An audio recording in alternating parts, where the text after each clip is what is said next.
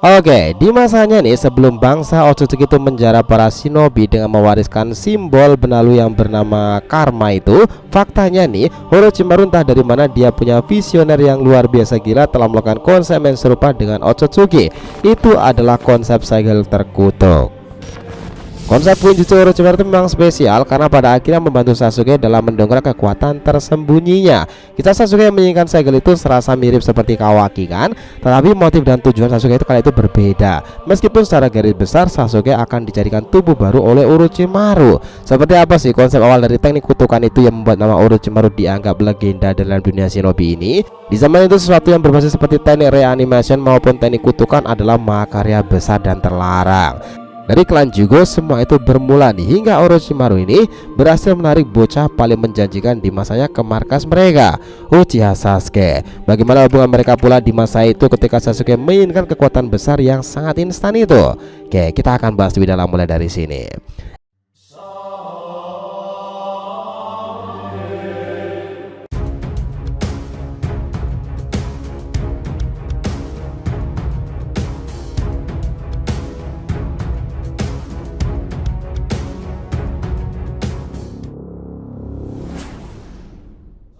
Nakama Shinobi DR TV, welcome back again. Nah, kali ini kita akan ngebahas mengenai konsep awal sebuah segel kutukan Orochimaru legenda Sannin. Oke, biar nggak salah persepsi silahkan simak sampai akhir ya. Jangan lupa like dan kasih respon di video kali ini. Kita lanjut. Gini, sebenarnya pernyataan bahwa Sasuke selalu menginginkan kekuatan instan dari Orochimaru itu tidak sepenuhnya tepat. Pada awalnya Sasuke itu memang tertarik dengan tawaran kekuatan yang diberikan Orochimaru karena keinginannya untuk menjadi lebih kuat lagi dan membalaskan dendam pada kakaknya, Uchiha Itachi. Namun semakin ceritanya itu berlangsung, niat Sasuke itu berkembang dan motivasinya berubah. Pada awalnya setelah kematian orang tua oleh Itachi sendiri, Sasuke itu berambisi untuk meningkatkan kekuatan dan membalas dendam pada kakaknya itu. Orochimaru melihat potensi besar dalam diri Sasuke itu dan menawarkan bantuan untuk mencapai tujuannya itu. Sasuke setuju untuk menerima tawaran Orochimaru dan pergi untuk mengikuti pelatihan di bawahnya. Namun seiring berjalannya waktu, motif Sasuke berubah menjadi lebih kompleks lagi. Hubungan gelap antara Orochimaru dan Sasuke merupakan salah satu aspek penting menarik nih dan paling penting dalam kisahnya. Hubungan ini telah mempengaruhi perjalanan karakter Sasuke secara signifikan dan memberikannya banyak konflik dalam alur ceritanya.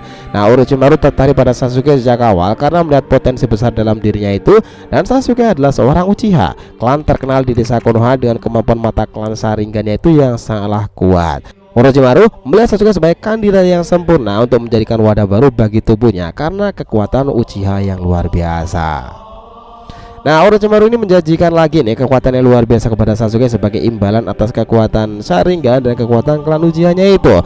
Dia berjanji untuk membantu Sasuke mencapai ambisi untuk menjadi lebih kuat lagi dan membalaskan dendam pada kakaknya. Sasuke memutuskan untuk mengambil tawaran Orochimaru dan mulai pelatihannya di markas Orochimaru yang tersembunyi. Di sana dia mendapati latihan intensif untuk meningkatkan kekuatannya dan juga dikenakan dengan banyak sekali teknik terlarang dan gelap yang telah dicapai Orochimaru. Sampai pada akhirnya ia menemukan apa yang dinamakan sebagai teknik terlarang. Teknik terlarang Orochimaru adalah kumpulan jutsu-jutsu yang dianggap sangatlah berbahaya dan dilarang oleh masyarakat ninja, bahkan oleh standar yang keras dari dunia shinobi sendiri nih. Nah, Orochimaru sebagai seorang pengejar kekuatan tanpa batas telah menciptakan dan mempelajari beberapa teknik terlarang ini untuk menciptakan tujuan ambisiusnya. Beberapa teknik terlarang Orochimaru yang paling menonjol termasuk adalah pertama, reanimation teknik Edo Tensei. Teknik ini memungkinkan Orochimaru untuk menghidupkan kembali orang mati dan mengkombinasikan jiwa mereka dengan tubuh orang lain. Dengan cara ini ia dapat menciptakan pasukan tak terkalahkan dari ninja-ninja yang kuat dari masa lalu. Namun proses ini memerlukan korban hidup dan mengubahkan tubuh pengguna sebagai media untuk memanggil roh orang mati. Teknik ini kemudian digunakan oleh Orochimaru untuk menghidupkan kembali para Hokage dari desa Konoha yang meninggal itu, dan juga digunakan oleh Orochimaru untuk membangkitkan orang mati lainnya. Dan semakin berkembang hidupnya, teknik itu semakin akan mengalami evolusi dan cara yang berbeda. Kedua, teknik ciptaan hidup. Nah, teknik memungkinkan Orochimaru untuk menciptakan makhluk hidup nih seperti ular raksasa dari DNA dan organisme lain. Ia seringkali menggunakan teknik ini untuk menciptakan ular-ular raksasa dan makhluk-makhluk lain yang kuat yang juga bertindak sebagai bawahannya dan membantunya dalam rencananya itu. Ketiga adalah teknik penggantian tubuh. Nah, ini adalah teknik khusus yang dibuat oleh Orochimaru sendiri untuk menggantikan tubuhnya dengan tubuh orang lain. Orochimaru menggunakan teknik penggantian tubuh ini sebagai cara untuk mencari keabadian dan memperpanjang umurnya. Proses penggantian tubuh ini sangat berbahaya dan merusak tubuh asli Orochimaru, serta mengharuskan dia mencari tubuh baru dengan kemampuan dan kekuatan yang lebih baik lagi. Keempat, teknik Kuchiyose Edo Tensei. Nah, teknik ini merupakan varian lain dari teknik Edo Tensei lebih lanjut. Namun dia menggunakan gumpalan tanah yang mengandung asap dari tubuh Orochimaru sebagai media untuk membangkitkan orang mati. Ini digunakan oleh Orochimaru ketika dia ingin membangkitkan orang mati tanpa mengorbankan tubuhnya sendiri. Nah, inilah yang kita sebut sebagai teknik Edo Tensei yang lebih lanjut tadi. Semua teknik terlarang Orochimaru itu memiliki efek samping dan konsekuensi yang serius, teman-teman.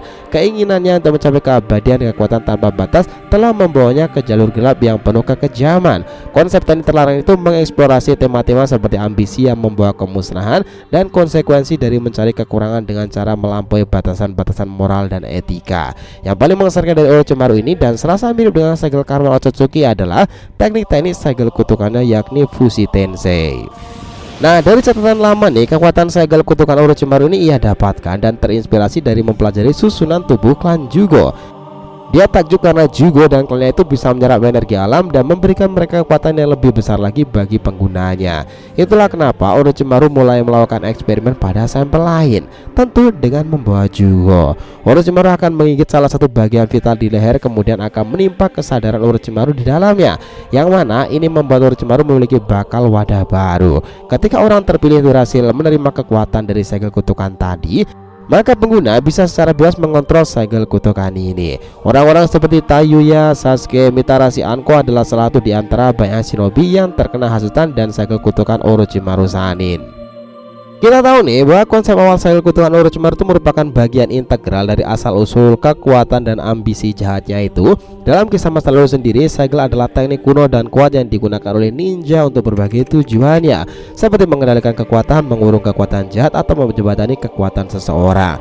Salah satu segel paling terkenal yang digunakan adalah segel kutukan. Konsep segel kutukan pertama kali diperkenalkan melalui flashback yang menjelaskan bagaimana Orochimaru menjadi karakter yang ambisius dan sangatlah gelap.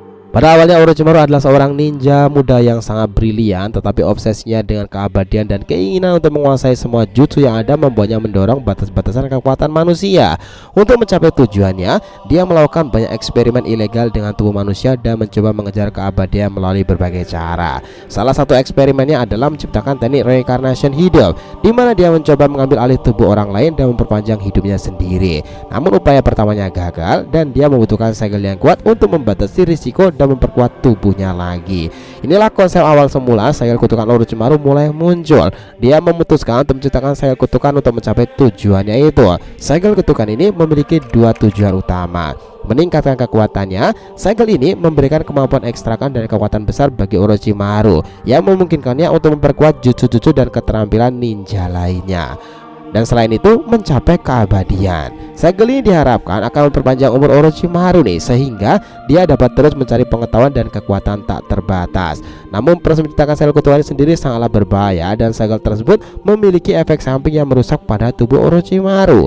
Nah, segel tersebut menuntut harga yang mahal nih, dan perubahan fatal dan fisik yang drastis itu termasuk peningkatan sifat ular dalam dirinya, seperti lidah bercabang dan kulit yang bersisik.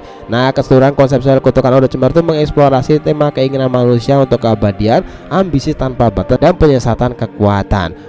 Bahkan cukup ngenesnya kala itu nih, meskipun Orochimaru ini adalah yang menciptakan segel Fushi Tensei-nya pada anak buahnya itu dan juga memberikannya pada Sasuke, di pertengahan kisahnya dahulu malahan Sasuke itu berhasil membunuhnya loh. Dan menariknya, Sasuke melakukan itu di mode ketika ia menggunakan segel kutukan yang memberikan transformasi sayap cakar elangnya.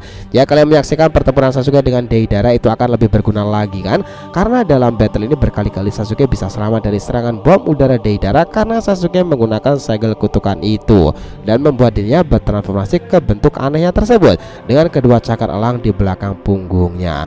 Bahkan berkali-kali Sasuke juga menggunakan teknik tangan ular dari segel kutukan Orochimaru tadi. Menarik memang, konsep segel kutukan Orochimaru dahulu sempat menjadi andalan Sasuke dan benar-benar dikeluarkan dalam pertempuran lain melawan Uchiha Itachi sebagai tujuannya. Dan pertempuran itu terkesan sangatlah alot teman-teman. Momen itu juga sempat membantu Sasuke ketika Amaterasu mengenainya ketika dalam mode segel kutukan. Tetapi Sasuke berhasil lolos karena bisa memanipulasi tubuhnya dan bersembunyi di bawah ruangan. Sebenarnya teman-teman, sejak awal Itachi itu memang mengincar kekuatan segel Orochimaru itu untuk dihilangkan dari tubuh Sasuke agar dia tidak terpengaruh oleh Sannin Orochimaru secara terus-terusan, tetapi Sasuke pada akhirnya akan tetaplah kuat. Dan pada akhirnya memanglah benar, Itachi berhasil mengeluarkan Sasuke dari belenggu Orochimaru dan menggunakan pedang Totsuka untuk membuat Orochimaru sempat tersegel karena teknik Itachi. Itulah kenapa Sasuke sekarang sudah tidak memiliki segel kutukan dari Orochimaru Sannin, dan Sasuke bukan lagi seorang wadah. Tetapi dari pengalaman itu tadi, ada sesuatu yang sangat berguna bagi Sasuke di masa time skip Boruto ini nanti. Muridnya sendiri, Boruto sekarang mendapati segel kutukan, sesuatu yang serupa konsepnya dialami ketika ia muda. Ia dijadikan wadah dari entitas lain. Tentu dengan pengalaman di masa lalu sangat tepat jika Sasuke akan melakukan sesuatu dan memberikan saran pada Boruto, kan apa yang harus dilakukan pada karmanya itu. Dan karena secara garis besar konsep karma dan fusi tensei hampir serupa, dimana tak Orochimaru tak Otsutsuki mereka menggunakan konsep wadah pada tubuh orang lain. Memang menarik nih kisah untuk pembelajaran Uchiha Sasuke di masa ini kepada muridnya Boruto sendiri. Gimana, sepakat gak? Itulah tadi pembahasan kita mengenai konsep awal segel kutukan Orochimaru Sannin. Thanks a lot guys telah menonton video ini, and we'll be come back again.